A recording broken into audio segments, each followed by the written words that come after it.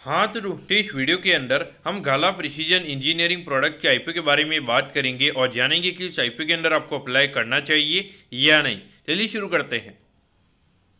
तो देखिए सबसे अगर हम यहाँ पर आईपीओ के डिटेल्स के बारे में अगर हम बात करेंगे तो ये जो आईपीओ 2 तारीख को ये आईपीओ में स्टार्ट होता हुआ नजर आएगा और 4 तारीख को ये आईपीओ में क्लोज होता हुआ नजर आएगा।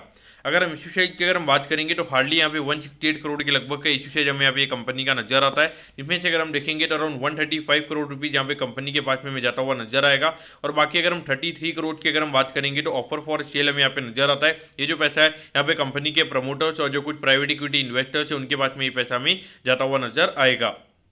अगर हम यहाँ पे प्राइस बैंड के बारे में अगर हम बात करेंगे तो 529 के कट ऑफ प्राइस पे कंपनी में शेयर देती हुई नजर आ रही है। और अगर हम एक लॉट के अंदर अगर हम नंबर ऑफ शेयर्स की अगर हम बात करेंगे तो अराउंड 28 शेयर का लॉट शेयर हमें यहाँ पे कंपनी का नजर आता है। यानी कि अगर आपको ये आईपीओ के अंदर अप्लाई करना है तो 28 शेयर के लॉट शेयर के अंदर यहाँ पर आपको ये आईपीओ के अंदर अप्लाई करना पड़ेगा। अब अगर हम रिटेल कोटा की अगर हम बात करेंगे तो अराउंड 35% के लगभग का रिटेल कोटा में यहाँ पे कंपनी का नजर आता है। यानी कि लगभग अगर हम देखेंगे तो अराउंड 55 करोड़ के लगभग का यहाँ पे कंपनी का रिटेल कोटा है, काफी छोटा है। यानी कि कहीं ना कहीं यहाँ पर अगर हम अलॉटमेंट के चांसेस की अगर हम बात करेंगे तो काफी कम अलॉटमेंट के चांसेस हमें यहाँ पे कंपनी के अंदर नजर आते हैं।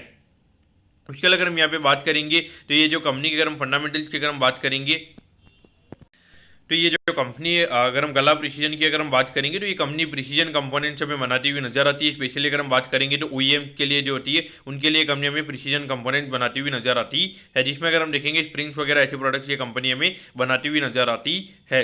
अगर हम यहाँ पे कंपनी की अगर हम वैल्यूएशन की अगर हम बात करेंगे तो वैल्यूएशन वाइज यहाँ पे थोड़े कॉस्टली वैल्यूएशन पे कंपनी का आईपीओ में आता हुआ नजर आ रहा है। अगर हम देखेंगे ऑलमोस्ट 670 करोड़ के मार्केट कैप पे कंपनी का आईपीओ में आता हुआ नजर आ रहा है। तो उसके अगेंस्ट अगर हम देखेंगे हार्डली लगभग 22 करोड़ के लगभग का पैड कंपनी के पिछले साल का है। उसके हिसाब से अगर हम बात करेंगे तो ऑलरेडी अराउंड 30 टाइम के पी मल्टीपल पे ये कंपनी का आईपीओ में आता हुआ नजर आ रहा है। लेकिन अगर हम देखेंगे जिस तरीके का काइंड ऑफ बिजनेस है वहां पर अगर हम बात करेंगे तो कहीं ना कहीं ये जो वैल्यूएशन है कहीं ना कहीं हमें यहाँ पे थोड़ा कॉस्टली नजर आता है। और उसके अगर हम देखेंगे तो यहाँ पर अगर हम देखेंगे तो भले यहाँ पे 10 से 11% के मार्जिन के बिजनेस पे कंपनी में काम करती हुई नजर आती है। लेकिन अगर हम देखेंगे तो बियॉन्ड पॉइंट यहाँ पे ग्रोथ आने में दिक्कत आएगी। अगर कंपनी को यहाँ पे हर बार लगातार अगर बियॉन्ड पॉइंट अगर कंपनी को ग्रो करना है तो वहाँ पे एडिशनल कैपिटल कंपनी को लगेगी तो आने वाले टाइम पे भी और यहाँ पे इक्विटी डाइल्यूशन हमें देखने को मिल सकता है। यहाँ पर आपको क्या करना चाहिए तो देखिए छोटा आईपीओ और जिस तरीके से अगर हम देखेंगे खास करके आईपीओ में हमें यूफोरिया भी चलता हुआ नजर आ रहा है तो वहाँ पे डेफिनेटली मुझे लगता है कि जब तक यहाँ पे बजाज हाउसिंग का आईपीओ नहीं आता है तो वहाँ पे कहीं ना कहीं ये जो आईपीओ मार्केट की अगर हम बात करेंगे तो काफी हॉट आईपीओ मार्केट अभी करंटली में यहाँ पे नजर आता है। तो डेफिनेटली अगर आपके पास में ऐसी 15,000 रुपए अगर आपके बैंक अकाउंट में पड़े हुए तो वहाँ पे डेफिनेटली यहाँ पर आपको एप्लीकेशन लगानी चाहिए। और उसके लिए अगर आपके पास में स्मॉल एचएनआई के लिए अगर आपके पास में 14 लॉट के पैसे यानी कि लगभग 2,10,000 के लगभग का अमाउंट अगर आपके पास में तो डेफिनेटली यहाँ पर आपको अप्लाई करना चाहिए। और बिग एचएनआई में लगभग 10 लाख से ऊपर अगर आपके पास में पैसा है तो बिग एचएनआई के अंदर एप्लीकेशन यहाँ पर आपको लगानी चाहिए। अगर आपको अलॉटमेंट आ जाती है तो आपको यहाँ पे उसके हिसाब से लिस्टिंग इनके पॉइंट से अप्लाई करना चाहिए। लेकिन मुझे नहीं लगता है कि लॉन्ग टर्म के पॉइंट से यहाँ पे कोई वैल्यू रहेगी, क्योंकि मुझे लगता है कि अराउंड यहाँ पे